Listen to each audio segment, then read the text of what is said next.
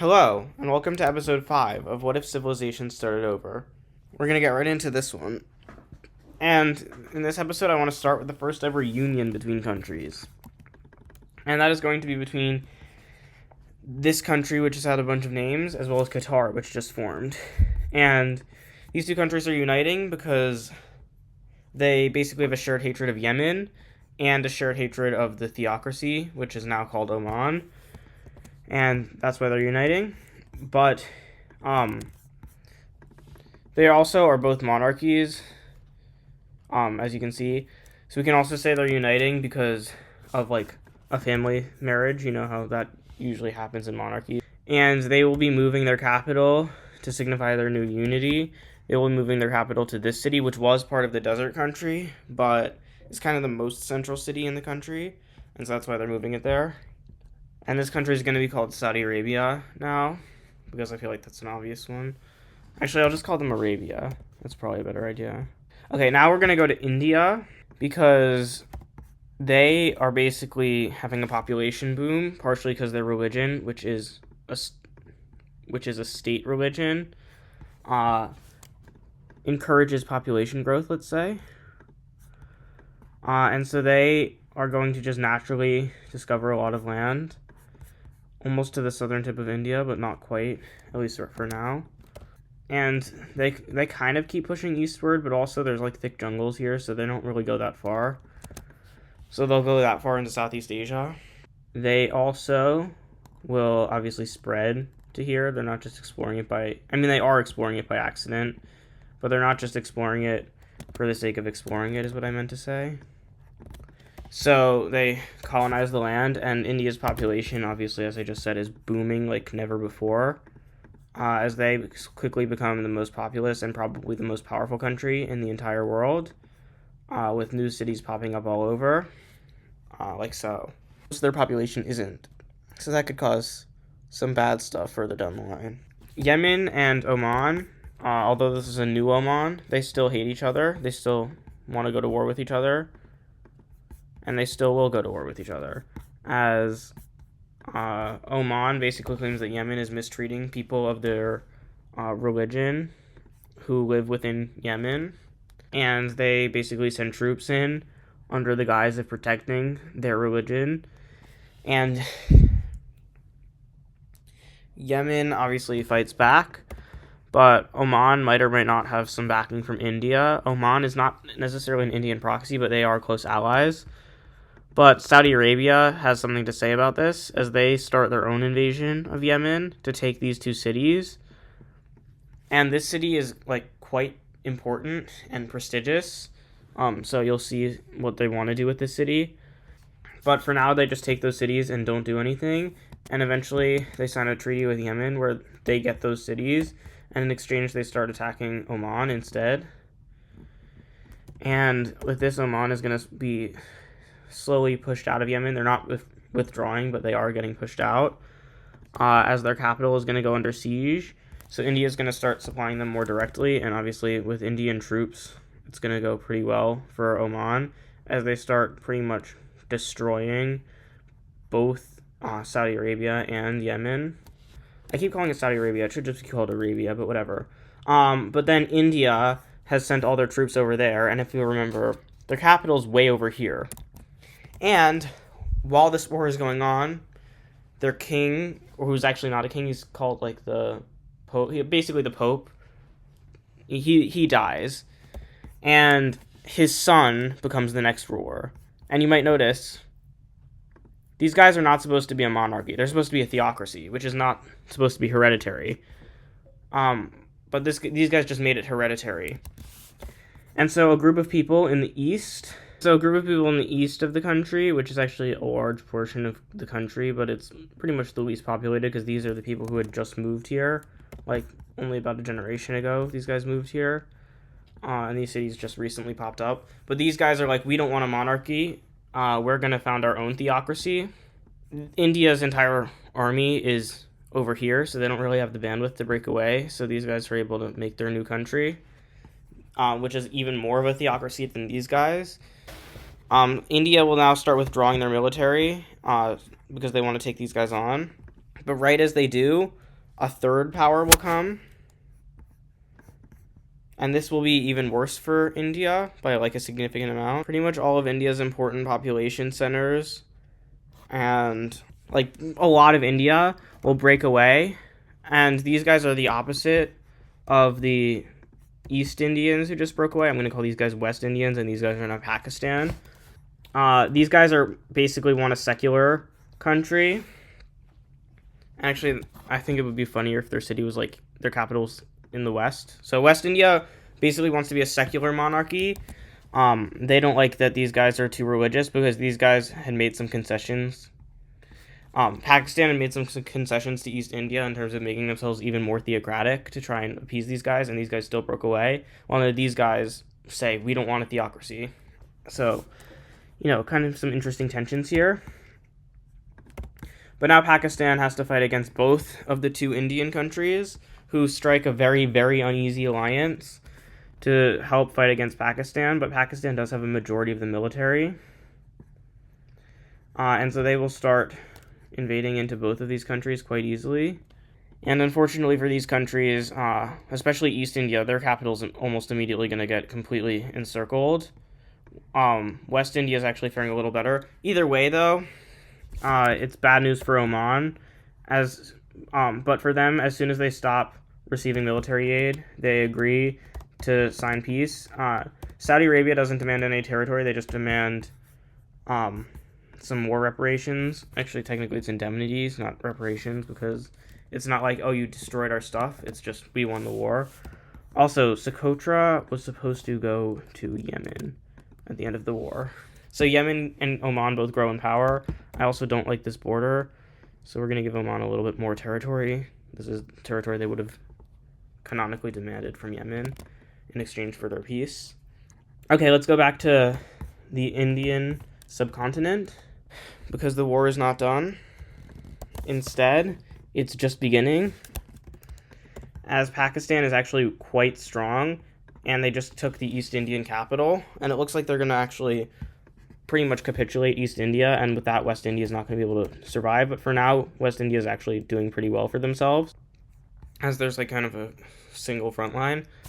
But Persia, always an opportunist country, they just send their troops right into Pakistan from the west, and Mesopotamia might also be sending troops in. I'm not going to specify whether or not they are. That's for you to decide if you think they are or not. But let's just say that Persia's troops are doing really well, because Pakistan is basically, they just had to withdraw from here and start fighting these guys, and they were winning, and now Persia's here. They decide to not really fight back against Persia, just kind of hold them as far as they can. So Persia will make slow but steady progress until they start slowly but surely approaching the capital of Pakistan. And eventually they managed to encircle it, but the king wasn't there. Not the king. I mean, he kind of is a king, but he's also technically a theocrat. The theocrat of Pakistan, the leader, we can just say, if Pakistan is not there, he is in battle, and in fact, he keeps winning battles because he's also a decently good general. After the news happens that the capital has fallen, and not only that, but has completely been destroyed from the map because of how badly it was ravaged. Although, to be fair, all the people there fled like a little bit away and like still in Persian occupied territory and basically made the same city. So the capital is forced to be relocated permanently to this city. But also the king decides that what he wants to do is sign peace with West India and try and take over East India, because he has a good amount of bandwidth to do this, and also in signing peace with West India take a lot of his territory back. East India is willing to actually do this because these guys have made some concessions and becoming more theocratic. West India is not, for the exact same reasons. And West India starts being able to fight back pretty well against Pakistan, even invading into some Pakistani territory. Yeah, things are not going well for Pakistan, as Persia is making slow but steady progress, and they meet up with East India, and Persia and East India immediately the king of Persia, by the way, is here. The king of East India is also here. And they immediately like become chums with each other, like best friends pretty much, which is weird because they probably don't even speak the same language, but yeah, they're like pretty good friends with each other. And so their countries become quote close to each other because they're both absolute monarchs. Anyway, by this point, East India has fully surrendered to Pakistan. West India is actually going to do something kind of counterintuitive. They're going to actually help East India to fight against Pakistan, despite the fact that they know they're going to be rivals. Like, they know that West and East India are going to be rivals as soon as Pakistan stops, but for now, they both need to get their independence. Meanwhile, Persia and West India coordinate on basically going towards the new capital of Pakistan. And at this point, the king of Pakistan is in the capital. I keep saying king. He's not technically a king, but he basically acts like one. And at this point, he realizes that he should just sign peace with both of these guys. And so he asks what their demands are. So West India just wants full independence. But Persia encourages the king of Persia encourages the king of West India to demand they get this peninsula as well. So they do. Meanwhile, Persia also demands a bit of territory, not including the city that's mostly populated by people from the old capital, which is this one. But they do get a lot of territory, actually. And both countries agree to stop invading, which means the invasion of East India can finally resume. However, West India never said that they weren't allowed to aid East India. That was never part of the peace treaty. And so they start pumping money into East India with the hopes that hopefully East India will kind of reciprocate. Although, spoiler alert, they won't. But eventually the king of Persia just decides to give East India independence because it's not worth it anymore. And when I said Persia, I meant Pakistan. So, yeah.